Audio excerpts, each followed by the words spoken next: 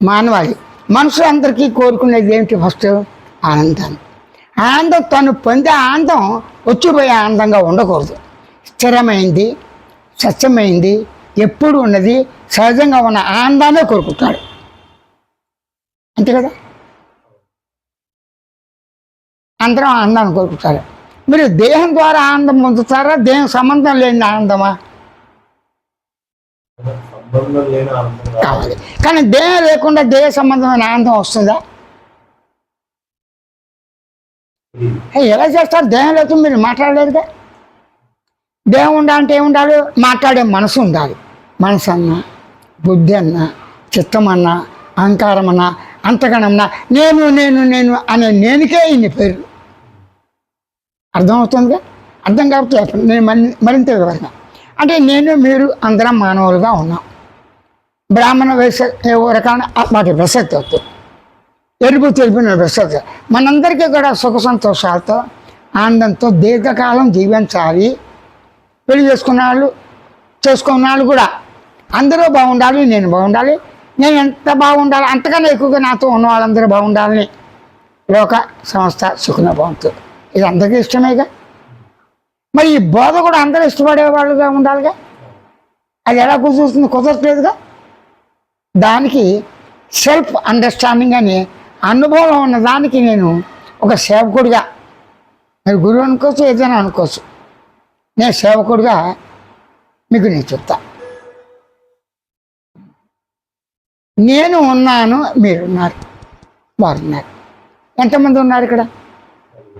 లెక్క మొదలు ఎవరు? పెద్దవాళ్ళకి ఇవ్వాలా, చిన్నవాళ్ళకి ఇవ్వాలా?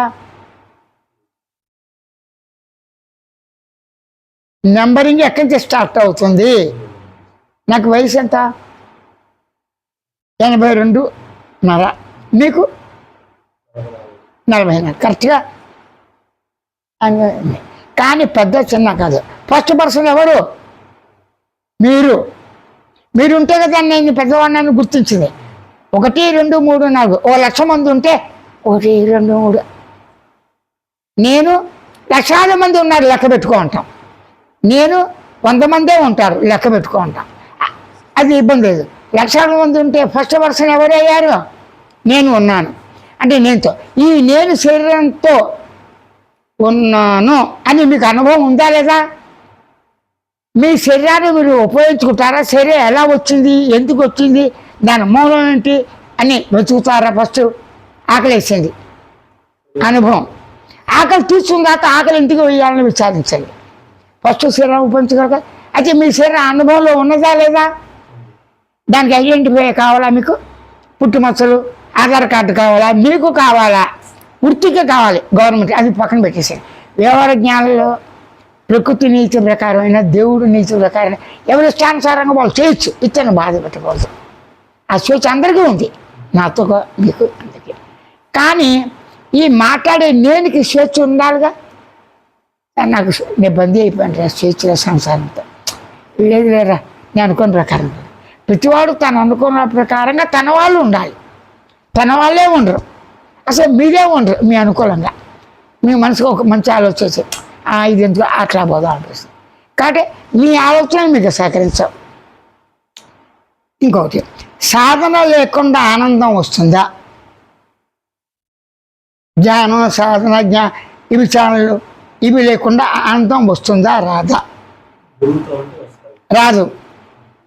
ఆనందం మీకు గుర్తించే లక్షణం మీకు తెలియాలిగా. అసలు రుచి దెబ్బతింటాబో మనందరూ అమ్మాయి హాయిగా ఉందిరా అంటాడు. అంటే హాయి అనే లక్షణం కావచ్చు, బాధ అనే లక్షణం మీకు ముందు తెలియాలిగా. అప్పుడు గుర్తుపడతారు. గురువు వచ్చి మీరు మగపిల్లవాడంటే మగపిల్లవాడు అవుతారా? మీకు గుండె బాధగా ఉంటుంది. బాధగా ఉంది అది కావాలి, నేను వద్దంట అంటే బోధ సాగని ఏంటి చేస్తుంటా. అన్ని పద్ధతులు ఉన్నాయి, నేను కాదంట. ఇప్పుడు బోధ వరకే తెలుసు.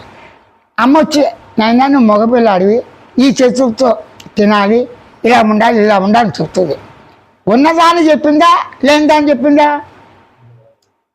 ఆత్మ స్వత సిద్ధంగా ఎప్పుడూ ఉన్నది అంతే అని నేను తాను అవగాహన చేసుకుంటే చాలు అని శాస్త్రం చెప్పింది. అని చెప్పారు. మీరు శరీరాన్ని ప్రేమించడానికి, సుఖ దుఃఖాలు అనిపించడానికి శాస్త్రజ్ఞానం కావాలా? సమాజంలో ఇది ఆవు గేదె జీవులు మనం అందరం ఉన్నాం, మొక్కల్ని ఆకుల్ని అలా అన్నీ ఉన్నాయి, కొండలని, ఇవన్నీ తెలుసుకోవటానికి శాస్త్రజ్ఞానం కావాలా? మీకు కోపం ఉందనే విషయం తెలుసుకోవటానికి శాస్త్రం కావాలా? మీకు కొంచెం కొంచెం బిడియంగా ఉంటావు, ఏమీ అడగలేను కొంచెం అన్నది మీకు ఫీలింగ్ ఉంది గట్టిగా, ఆ ఫీలింగ్ తెలుసుకోవటానికి మీకు తెలుస్తుందిగా. అంటే మీకు తెలుసుకునే లక్షణం సహజంగా ఉందా, కొత్తగా వచ్చిందా? ఇది కామన్ సెన్స్ సహజంగా ఉందిగా. ఆ తెలివితోనే మీరు పురుషులని, ఆ తెలివితోనే మీరు మానవులని, ఆ తెలివితోనే భగవంతుని నమ్మకము, గురువు ఉన్న నమ్మకము, గురువు చెప్పింది వేదం అని, గురువు చెప్పే ప్రకారం నడవాలని కూడా మీకు నమ్మకం ఉందిగా.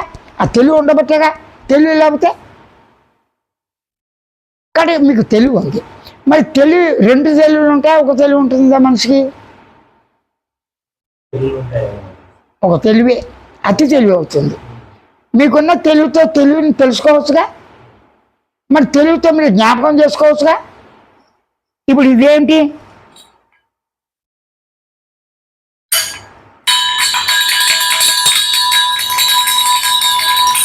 చిన్నపిల్లలు ఆవుటి బిల్లు అనుకుంటారు, రకరకాలు అనుకుంటారు. గుడిలో వెళ్తే గంట అవుతుంది. అప్పుడు తెలివితో తెలుసుకున్నారు, తెలివితో గుర్తించారు, తెలివితో గుర్తించారు, తెలుసుకున్నారు, గమనించారు. ఈ 3 లక్షణాలు నేను కొనేయా లేదా? అంటే నేను ఏ లక్షణాలు? తెలుసుకునే లక్షణం అంటే జ్ఞానం, గుర్తించే లక్షణం తెలుసుగా మెమరీ, గమనించే లక్షణం. ఈ 3 లక్షణాలు ఉన్నాయని చెప్పి ఫీలింగ్ ఉందా లేదా? భావం, అది అనుకోవటం, భావించడం, తలంచడం, ఇవన్నీ ఫీలింగ్స్, మనసు బుద్ధి ఇవన్నీ అంతే. మరి శబ్దం ఉందా లేదా? ఈ 5 లక్షణాలు మీకు ఉన్నాయని మీకు అవగాహన ఉందా? అసలు మొదటి నుంచి ఉందా? నేరుగా ఎక్కడైనా విన్నారా? బాబు ఈ మాట్లాడేవాడు గమనించేవాడిగా, గుర్తించేవాడిగా, తెలుసుకునేవాడిగా, జ్ఞాపకంతో, శబ్దంతో, అనుభూతిగా నేనంటూ నేను ఉన్నది అని నేరుగా చెప్పారు ఎవరైనా? పుస్తకాలు కూడా చెప్పాలి అలాగా, చేద్దాం పక్కదారి. మనుషులు చెప్పారా మీకు నేరుగా? భగవద్గీత కావచ్చు, వేదాలు, ఉపనిషత్తు కావచ్చు, చదివిన ఎవరైనా సరే, నా పుస్తకాలే సరే లేదు. కానీ